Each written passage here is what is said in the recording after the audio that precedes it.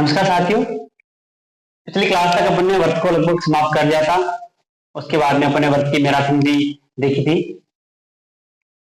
तो अब हम इस द्विमितीय ज्यामिति को आगे बढ़ाते हुए देखेंगे कि अपन ने रेखा पढ़ा, वर्त पढ़ लिया। अब आगे अपन के पास परवलय, दीर्घवृत्त और अतिपरवलय के बारे में पढ़ेंगे। तो उसके पहले क्या है, अपन एक चीज जानकारी लेंगे, सांको काट। क्योंकि जितने भी आकृतियां हैं ना, कहीं ना कहीं सांको काट से ही मिलकर बनी है। सांको काट इन सभी से मिलकर बना है, मतलब कहीं ना कहीं सांको काट से इनका क्या है, संबंध है। मैंने रेखा युग्म में थोड़ी सी चीज बताई थी कि ये सांको काट का ये समीकरण है, इसमें किस कंडीशन होने पर ये रेखा युग्म बनेगा और कोई अन्य कंडीशन बनने पर कुछ। और एक मैंने डेल्टा लिया था, डेल्टा का मान संग रेखा युग्म के लिए क्या बताया था मैंने, 0।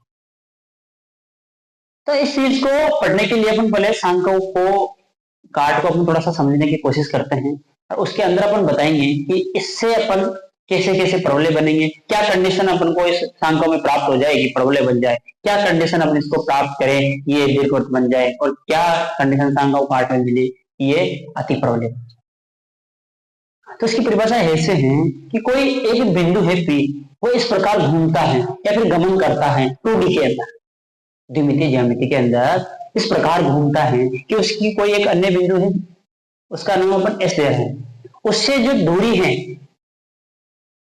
और एक अन्य रेखा है उससे उस बिंदु P की लंबवत दूरी का जो अनुपात होता है ना, वो हमेशा निश्चित होगा। अब निश्चित को अपन यहाँ E मान लेंगे सांको के लिए। अब हो सकता है वह निश्चित 1 से बड़ा भी हो सकता है, 1 से छोटा हो सकता है, 0 हो जाए, अंत से कुछ हो जाए, जैसा जैसा होगा उसका जो अन्य रूप होंगे वो निकल के आ जाएंगे। सांको के अन्य अनेक रूप क्या है, निकल के आ जाएंगे उस E के लिए, या फिर उस निश्चित अनुपात के।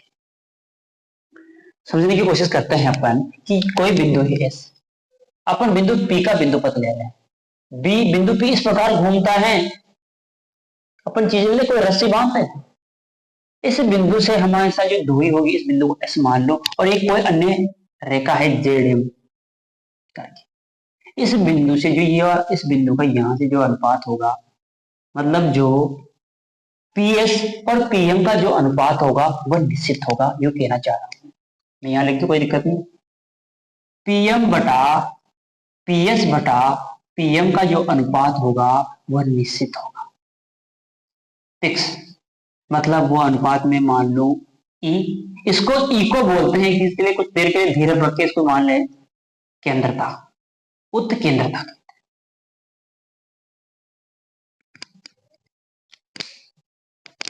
क्या हुआ कि कोई बिंदु S है, ये रुका हुआ स्थिर बिंदु है, इस बिंदु की P से जो अनुपात है और इसकी जो लंबवत रेखा है, ये यहाँ पर लंबवत 90 डिग्री, इन दोनों का जो PS और PM का जो अनुपात होगा वह निश्चित होगा।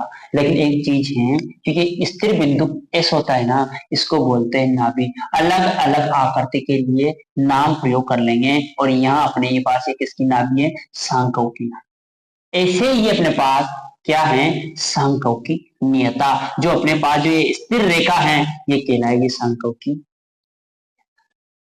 अपने पास एक स्थिर रेखा और एक स्थिर बिंदु के मध्य एक बिंदु P इस प्रकार गति कर रहा है, या यूं कहूं मैं इस प्रकार गमन कर रहा है कि उसकी जो स्थिर रेखा से लंबवत दूरी और जो स्थिर बिंदु से जो स्थिर बिंदु के मध्य और P के मध्य जो दूरी है वह PS अपॉन PM हमेशा निश्चित अनुपात में ही प्राप्त होगा। ये चीज अपने देखी, ये सांको की नियत स्थिर रेखा को सांद्रीय बोल देता हूं मैं, ये स्थिर बिंदु है और ये स्थिर रेखा। स्थिर रेखा को सांको की नियता और स्थिर बिंदु को सांको की नाभि कहेंगे। ऐसे ही जब परवलय के लिए देखेंगे, अति परवलय के लिए देखेंगे और दीर्घवृत्त के लिए देखेंगे, तो वहां उनकी नाभियां कहलाएगी या फिर उनकी नियताएं कहलाएगी संगत रूप से। अब अपन पढ़ेंगे कि इस E का रूप क्या क्या हो सकता है। मतलब इस PS अपॉन PM बराबर जो मैंने E लिखा है, इस E के मान के लिए अलग अलग आकृतियां होगी। ये भी याद करने की कोशिश करना, यदि E का मान मेरे पास 0 प्राप्त हो जाए, E का मान 0 प्राप्त हो जाए तो ये कहलाएगी वृत्त। अरे व्रत में यही तो कहते थे, अरे किसी बिंदु का बिंदु पर किसी एक अन्य बिंदु से उसकी दूरी क्या हो, समान हो, नियत हो। मैं ये दोनों कहूंगा ये हमेशा बराबर रहेगी और ये इसका बिंदु कैसा प्राप्त होगा, वर्ग के रूप में। तो ई का मान कितना, 0। तो क्या प्राप्त हो गया, देख लो पीएस का जो बिंदु पद प्राप्त होगा, तो ये पीएस का बिंदु पद प्राप्त होगा इन दोनों से, तो ये कौन सा होगा, एक यहाँ से इस प्रकार ही घूमने लग जाएगा, तो ये क्या बन जाएगा, एक वृत्त बन जाएगा। पहली कंडीशन। दूसरी कंडीशन, यदि ई का मान 1 हो गया तो जो ये तुम्हारा जो ये परवलय होगा, ये जो मतलब सांको जो है ये किसका रूप धारण कर लेगा, परवलय का रूप धारण। ऐसे नंबर 3 कंडीशन, जब इस ई का मान अनंत हो जाएगा तो ये हो जाएगा ऑटोमेटिक रेखा युग्म। क्या कहलाएगा, रेखा युग्म।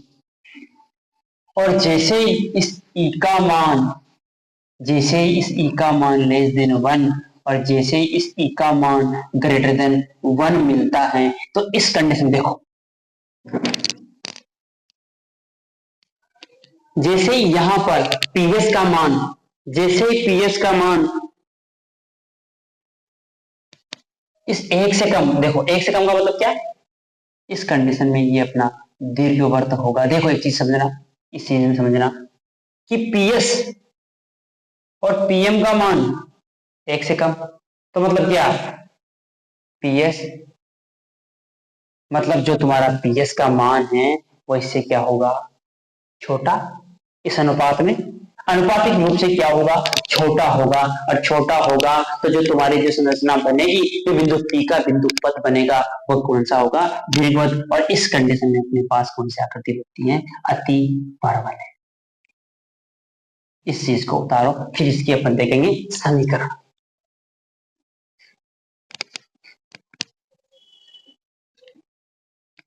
उतार लिया, एक बार उतार लीजिए, फिर देखेंगे अपन सांकों की द्विघात समीकरण। एक बार फिर समझ लो कि सांको कार्ड क्या होता है, किसी बिंदु P का एक अन्य बिंदु S जो स्थिर बिंदु है उसका जो उससे जो अनुपात है, या फिर एक अन्य स्थिर रेखा है उससे जो लंबवत दूरी है, उन दोनों का अनुपात एक निश्चित संख्या होगा। और निश्चित संख्या हो वो अपने ई मान लिया, ई उस सांको की उत्केंद्रता कहलाती है। अब देखते हैं, उतार लिया हुआ है। अब सांकों की द्विघात समीकरण के बारे में अपन पढ़ लेंगे और उसके अंदर भी अपन बताएंगे कि किस किस कंडीशन में अपन क्या क्या लेंगे और क्या क्या होने से अपने पास किस किस की समीकरण को प्राप्त हो सकती है। मैंने कहा था कि जो सांकों की द्विघात समीकरण जो होती है अपने पास, a x square plus 2hxy plus b y square plus 2gx plus 2fy plus c बराबर 0 होगी। और एक अपने पास विवेचक प्राप्त हुआ था, पहले मैंने बता दिया था वहां जब रेखा युग्म पढ़े थे, तो डेल्टा एक युग्म प्राप्त हुआ था, इस डेल्टा का मान क्या था, a b c plus 2fgh minus A F square minus B ji square minus C H square, ऐसे करके a b c plus 2fgh minus A F square minus B ji square minus c. अब इस condition में अपन ये देखते हैं कि यदि यहां से अपन को डेल्टा का मान 0 प्राप्त हो गया, जैसे ही डेल्टा का मान 0 प्राप्त होगा, समीकरण नंबर 1 रेखा युग्म को व्यक्त करेगी, रेखा युग्म को व्यक्त करेगी। ठीक है, अब यदि अगली कंडीशन देखते हैं, जब डेल्टा का मान, ये कोई विवेचक है, इसका मान 0 नहीं हो, जब अपन ने देखा था रेखा युग्म पढ़ा था तब a x square plus two h x y plus b y square plus two g x plus two f y plus c बराबर 0 ये एक सांख्यिकों का द्विघात समीकरण है। और विवेचक अपन को एक लेमड़ा प्राप्त डेल्टा प्राप्त हुआ था जिसको ABC plus two F G H minus A F square minus B ji square minus C H square. और लेमड़ा जब डेल्टा का मान यदि 0 हो जाए तो ये समीकरण नंबर 1 है, इसका रूप रेखा युग्म का हो जाएगा। यदि डेल्टा का मान 0 नहीं हो तो इसको वृत्त बनाने के लिए क्या होगा? समीकरण नंबर 1 वृत्त की समीकरण देखी थी। वृत्त की समीकरण क्या होता था? ये एक्स और वाई का गुणांक होता, मतलब ए बराबर बी होना चाहिए। और ये वाला पद कहाँ आता था? नहीं आता था, मतलब h बराबर 0। यदि समीकरण नंबर 1 के अंदर से अपन को पहली चीज इसको मान लेता हूँ, दूसरी चीज को मान लेता हूँ। यदि लेमड़ा का मान 0 नहीं है और a का मान b के बराबर आ गया और h का मान 0 प्राप्त हो गया तो समीकरण जो एक बनेगी, एक वृत्त को व्यक्त करेगी, वृत्त को व्यक्त करेगी। अब देख लो वृत्त को नहीं करेगी क्या? h का मान 0 हो गया, a हो तो क्या एक बार समझ लो क्या हो गया? A x square plus 0 plus a y square plus 2gx plus 2fy plus c बराबर 0। यही तो थी, plus 2gx plus 2fy plus c बराबर 0, यही तो वृत्त की समीकरण।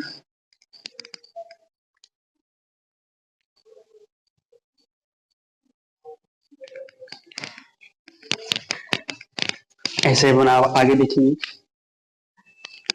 पेन पेन कर लेते हैं।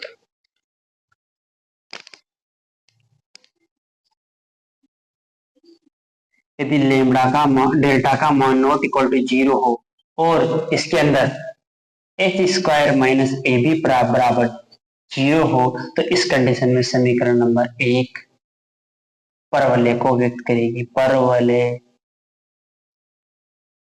को व्यक्त करेगी। ऐसे 4 के लिए देखते हैं, पेन की स्याही लगभग खत्म हो गई। चौथे टॉपिक देखते हैं, जब लेमड़ा का मान नॉट इक्वल टू 0 हो, जब डेल्टा का मान नॉट इक्वल टू 0 हो और H square minus A B is less than 0 हो तो इस कंडीशन में समीकरण नंबर 1 अपन को बदल जाएगी दीर्घवृत्त में। दीर्घवृत्त की क्या बन जाएगी? वह समीकरण। ऐसे लास्ट अपन एक चीज देखेंगे, उसके बाद में अगली क्लास में देखेंगे, जब जैसे ही डेल्टा का मान नॉट इक्वल टू 0 और H square minus A B का मान ग्रेटर देन 0 प्राप्त हो गया तो जो समीकरण नंबर 1 अपन को प्राप्त होगी वो समीकरण होगी अतिपरवलय। यहां से एक सवाल बार बार पूछ लेता है, जब मैं रेखा युग्म का जब मैराथन क्लास आएगी तो उसमें देखना, ये जब विवेचक होगा ना, इस विवेचक से संबंधित एक आध सवाल वो कहीं ना कहीं पूछ लेगा तो कहीं ना कहीं वो हमें अपने पास गलत होने की क्या है संभावना बन जाएगी। क्योंकि वो क्या है, इसमें बहुत सारे मान को छोड़ देगा, वो ए और बी को 0 कर देगा और 21 समीकरण दे देगा वो, और वो कहेगा कि एबीसी में संबंध क्या है। एक सवाल है बहुत महत्वपूर्ण जो मैराथन में अपन करवाएंगे, बहुत महत्वपूर्ण है। तो यहाँ से सवाल आने के चांस है, रेखा युग्म से पूछेगा, रेखा पूछेगा, इसको 0 कर दे, तो जैसे 0 के बराबर होगा तो इसमें से कुछ मान गायब कर देगा, कुछ मान 0 कर देगा और पूछ लेगा कि ए एफ जी या एफ एच में क्या संबंध है या फिर ए बी सी डी में क्या संबंध है, यहाँ से पूछ सकता है। और डेल्टा का मान पूछ सकता है कहीं भी कि विवेचक का मान परवलय के लिए क्या होगा, नॉट इक्वल टू डेल्टा, मतलब delta is not equal to 0, ऐसे यहाँ के लिए पूछ सकते हैं। एक बार देख लीजिए। इस प्रकार के वीडियो अपन देखने के लिए चैनल से जरूर जुड़े। यदि आपको अच्छा लगता है कंटेंट तो अपने दोस्तों से जरूर शेयर करें। हम लगातार टू द पॉइंट पढ़ा रहे हैं कि ना कोई किसी का टॉपिक छोड़ रहे हैं और इससे संबंधित सवाल भी करवाएंगे। अब इससे संबंधित एक सवाल है जो मैं करवाना चाहूंगा अगली क्लास में, टू मोस्ट इंपोर्टेंट सीरीज जो अपन ट्यूशन सीरीज चलती है उसके अंदर अपन पता करेंगे कि कौन सा समीकरण, मैं सांख्यों का समीकरण दूंगा और तुमसे पूछूंगा कि अतिपरवलय का समीकरण है, परवलय का समीकरण है, वृत्त का समीकरण है या फिर रेखा युग्म का समीकरण। धन्यवाद। इसी प्रकार के वीडियो देखने के लिए हमारे चैनल को जरूर सब्सक्राइब करें। रही बात विज्ञान की क्लासों की, तो बहुत जल्द ही विज्ञान की क्लास शुरू हो जाएगी, क्योंकि कुछ कारणवश हम क्लास को ले नहीं पा रहे हैं। तो इस प्रकार से आप पढ़ सकते हैं। धन्यवाद।